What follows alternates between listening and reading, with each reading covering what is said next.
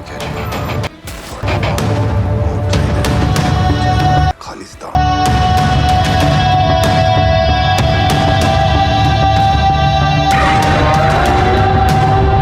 नमस्कार दोस्तों, 6 सितंबर 2024 को कंगना रनावत की न्यू मूवी इमरजेंसी रिलीज होने वाली थी, लेकिन सेंसर बोर्ड ने सर्टिफिकेशन देने से ही मना कर दिया। आपने देखा होगा कि कंगना रनावत आजकल टीवी चैनल पे अपने मूवी इमरजेंसी को प्रमोट करते हुए नजर आ रही है। कौन है इसके पीछे जो इस मूवी को रिलीज होने से रोकना चाहता है? कहीं राहुल और कांग्रेस पार्टी तो नहीं है, या उनके कोई अपने ही बीजेपी में से तो कोई नहीं है जो इस मूवी को रिलीज होने से रोकना चाहता है? जानेंगे इस वीडियो में, लेकिन उससे पहले सुनिए कंगना रनावत क्या बोलती है इस इमरजेंसी मूवी के बारे में। इमरजेंसी इतिहास का सबसे कंट्रोवर्शियल चैप्टर है, तो उसी पर पिक्चर बनानी थी आपको। आप कहते तो है कि वो कंट्रोवर्शियल है, लेकिन it is also best kept secret. हमारी जनरेशन के पास जो है उसके बारे में कोई इन्फॉर्मेशन नहीं है। राहुल गांधी को ये फिल्म पसंद आएगी?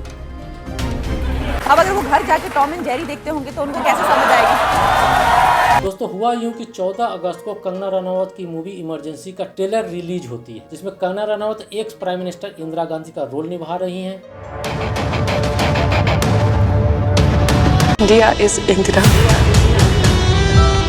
and Indira is India. जो कि 1975 में भारत में इंदिरा गांधी के ही रीजन में इमरजेंसी लगाई गई थी। इमरजेंसी के ट्रेलर में सिख कम्युनिटी को हत्या करते हुए दिखाया गया है।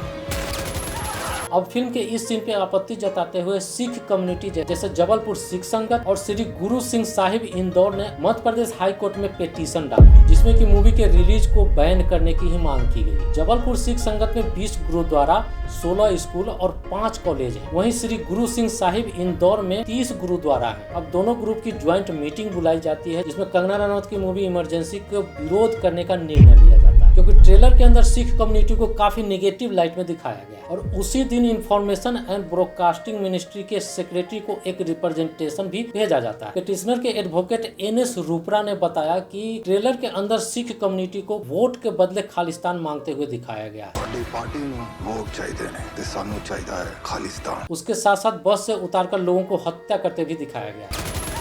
इससे सांप्रदायिक नफरत फैल सकता है और सिख समुदाय की छवि को काफी नुकसान पहुंच सकता है। इसीलिए याचिकाकर्ता द्वारा मूवी के रिलीज पे ही बैन लगाने की मांग की जा रही है। बात यहीं पे नहीं रुकी। शिरोमणि गुरुद्वारा प्रबंधक कमेटी SGPC पंजाब ने भी लीगल नोटिस भेजा है फिल्म के अंदर जो भी ऑब्जेक्शनेबल सीन है उसको रिलीज से पहले कट करने के लिए। इतना ही नहीं, तेलंगाना के मुख्यमंत्री रेवंत रेड्डी ने भी सिख कम्युनिटी से यह प्रॉमिस किया है कि इमरजेंसी मूवी के रिलीज को बैन किया जाएगा। इस तरीके से इमरजेंसी के रिलीज के पीछे न तो किसी कांग्रेस पार्टी का हाथ है और न ही किसी बीजेपी के किसी लीडर के हाथ होने की पुष्टि हो पाई है। हालांकि कंगना रनावत इस रिलीज को लेकर के एड़ी चोटी का जोर लगा चुकी है और लगा भी रही है। उधर फिल्म के को प्रोड्यूसर जी इंटरटेनमेंट इंटरप्राइजेज ने भी बॉम्बे हाई कोर्ट में एक अपील किया है फिल्म के सर्टिफिकेशन के लिए। जी इंटरटेनमेंट का आरोप है कि central board of film certification ने इलीगल तरीके से सेंसर सर्टिफिकेट को रोक करके रखा हुआ है। आगे जी इंटरटेनमेंट के एडवोकेट वेंकटेश धुंड ने बताया कि सेंसर बोर्ड सर्टिफिकेशन देने के लिए रेडी था, लेकिन सर्टिफिकेट जब लाने गया तो फिर नहीं दिया गया, क्योंकि मणिकर्णिका फिल्म जो कंगना रनावत का प्रोडक्शन हाउस है उनको एक मेल आया था कि आपका सर्टिफिकेशन सक्सेसफुल हो चुका है, लेकिन जब सर्टिफिकेट लेने गए तो सर्टिफिकेट नहीं दिया गया। इसको काउंटर करते हुए central board of film certification यानी CBFC के एडवोकेट अभिनव चंद्रचूड़ ने बताया कि जो ईमेल आपको आया था वह सर्टिफिकेट नहीं बल्कि एक सिस्टम जनरेटेड मेल जो कि आपको रिस्पॉन्स में आया होगा। फिल्म का सर्टिफिकेशन तब दिया जाता है जबकि उस पर बोर्ड के चेयरमैन का सिग्नेचर होता है। यहाँ पे अभिनव चंद्रचूड़ का नाम लेने के बाद आपको जरूर कुछ याद आ रहा हो। अगर नहीं याद आ रहा है तो मैं आपको बता दूं, ये अभिनव चंद्रचूड़ वही हैं जो अभी के CJI DY चंद्रचूड़ के बेटे हैं। इस केस की सुनवाई बॉम्बे हाई कोर्ट में जस्टिस BP कोलाबावाला और फिरदौस पूनीवाला का बेंच कर रही थी। जस्टिस कोलाबावाला ने भी माना कि मूवी को बनाने में करोड़ों करोड़ रुपए लगते हैं, इसलिए इसके सर्टिफिकेशन में डिले नहीं होना चाहिए, क्योंकि बेंच ने CBFC को बोला कि आपका काम सिर्फ और सिर्फ सर्टिफिकेशन देना है। मूवी को रिलीज होने के बाद जो भी कंसिक्वेंसेज होगी वो चीज देखने का काम सिर्फ लॉ एंड ऑर्डर का। अब इसी चीज के लिए मीडिया में बाहर खबर आती है कि CBFC को बॉम्बे हाई कोर्ट से फटकार लगी है। कोर्ट ने CBFC को आदेश दिया है कि 18 सितंबर तक भी आपको निर्णय लेना है